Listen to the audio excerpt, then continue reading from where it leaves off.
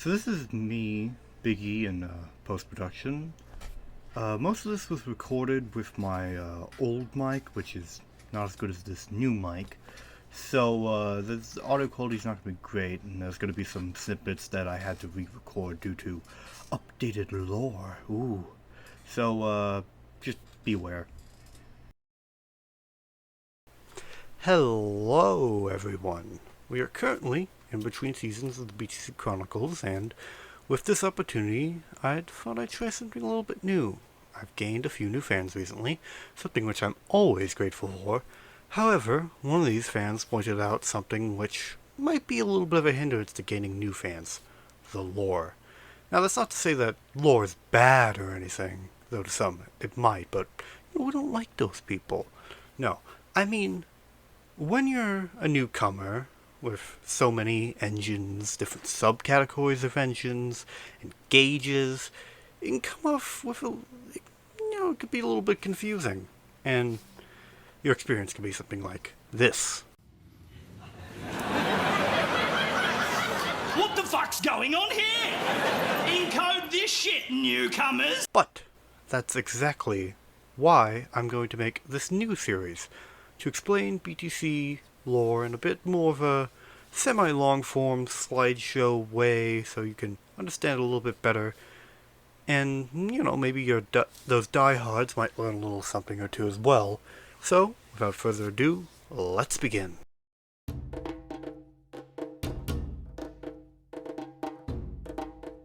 In 1066, William the Conqueror conquered England, though one man could not conquer alone.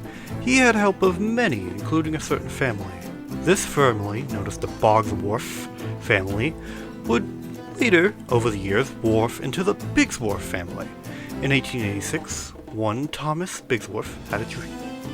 He had grown up in the railway mania and wanted to run his own railway. And with the help of his small business and family, he was able to buy 2 GWR 517 classes.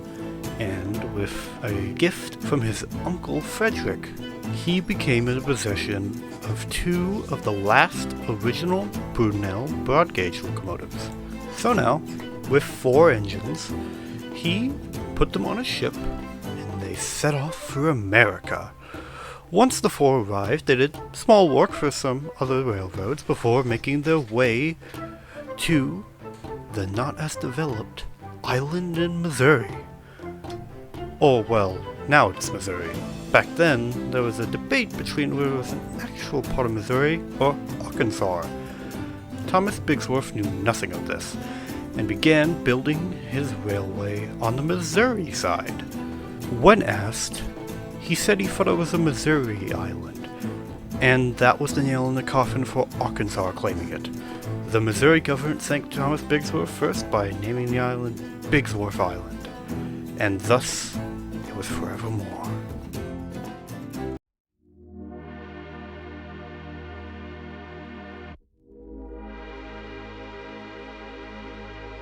Now that we have the basic history out of the way, let's go over the engines. Obviously we can't go over all of them, but we could start with the original 6, or main 6 if you prefer.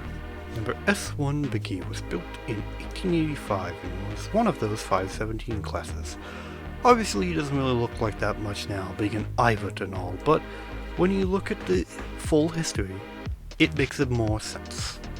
In 1932, both he and Emily, who we'll get to later, were rebuilt into 1400 classes, as a testbed for the entire class. Biggie was even fit to pull auto coaches, though he never really used them in service. In 1985, due to overworking, he had a bad breakdown. Less than a year later, he was rebuilt into a pannier take, and I'm sure you know what he was rebuilt into nearly 35 years later. Emily was built in 1883 and is the second 517 class.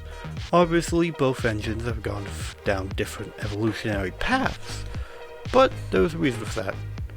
8 years after being rebuilt into a 1400, Emily got into a pretty bad accident herself, and at the time, oil burning was being experimented on many locomotives, so it decided to make her into an oil burning tender engine. Emily spent most of her life in freight, so much that she was painted black during a significant period of her life. She mainly did coal on the Crucible branch line, so much that she was the main engine on the branch until 1946, when Kip took over. However, she wasn't fully removed on the branch line until 1952, where she was replaced by Jack, Jill, and Jerry. Since then, Emily has had a nice semi-retirement, pulling the name passenger train The Retro along with Biggie, though that doesn't stop her from having adventures and romances. You might also see in some pictures that Emily is an Ivat, but her last appearance she appeared to still be in her 14XX-ish self. Well, I'll say that you better look into Chronicles Season 3, because all will be told there. Wink. Fred is just a castle class. Yep, that's it. He was named after the castle of Frederick Bigsworth VII, the grandfather of the Frederick Bigsworth named before. However, there was always something wrong with Fred. He could never seem to make steam like the others could, and he always just barely survived, but by, well, a Fred. However, that would all come to an end, as Fred was made a shunter at Wolverham Works, before he was set to be scrapped. Incidentally, Biggie and Emily were also there being rebuilt into 1400s, and they quickly made themselves friends. So it was no surprise that then big controller Sir Thomas Bigsworth II bought Fred. Once arriving at home, Fred has mostly stayed the same over the years, being one of the most reliable engines on the network. Almost never having accidents. In some ways, he's the most normal of the six, but that's up for opinion. Will's story is very similar to Fred's at the beginning, a pannier experiment, barely holding on until arriving at Wolfelham, made friends with Biggie and Emily, bought by the big controller. Where his story begins to shift is during World War II. Both Biggie and Will volunteered to return to Britain to help, and during the Blitz, he was unfortunately blown up while pulling an evacuation train.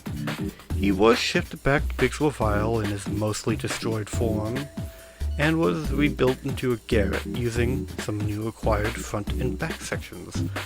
Since then, Will has been running well, though not without a bit of complaining and anger issues, though he does take management classes to try to better himself. Kip is next to Fred as the most normal of the main six, as he's literally just a J70 tramp. The only weird thing about his thing is being his face. You see, he was the only one of his class not to have a natural face, and later on he was given a prosthetic face, and when he tried to move his eyes, only one moved. It was discovered that he was Cyclops, which was a symptom mostly found on rolling stock, rather than engines. So it was removed, and his face was moved up to compensate for the eye so he can see farther, and with a little support in the cab, that was that. He was bought by the BTC in 1946 and shipped from East Anglia to Bigsworth Isle. Since then, he's been running on the Crucible coal branch, and in 1956 his wood paneling was replaced with the more metallic gray, and the rest, as they say, is history. And last but not least, we have Liz. Liz is technically the first original engine built by the BTC. She was constructed using spare parts of Emily, and she was given an extra tender to go longer distances. She can be a bit goofy, a tad bit wacky, and seemingly insane, and there's a rumor going around that Big Control hasn't given her a job in 20 years and she just kinda does stuff. But she's a hard worker and is willing to go above and beyond, just not for her, but her fellow engine, and that is the most important thing when working on the Bigsworth Train Company. Well, there it is. I hope you enjoyed this glorified PowerPoint. It was fun actually explaining BTC lore in a video. I'm going to try to make at least 4 or 5 more of these before starting BTC Chronicles Season 3 proper. So let me know in the comments or by the official BTC Discord server, link in description, what you'd like me to discuss. I'm personally thinking a couple episodes about the standard gauge subseries, and next the different gauges after that, and then, I don't know, maybe the map. I'm sure you'd all like that, but I don't know. Again, thank you for watching, and I'll see you next time.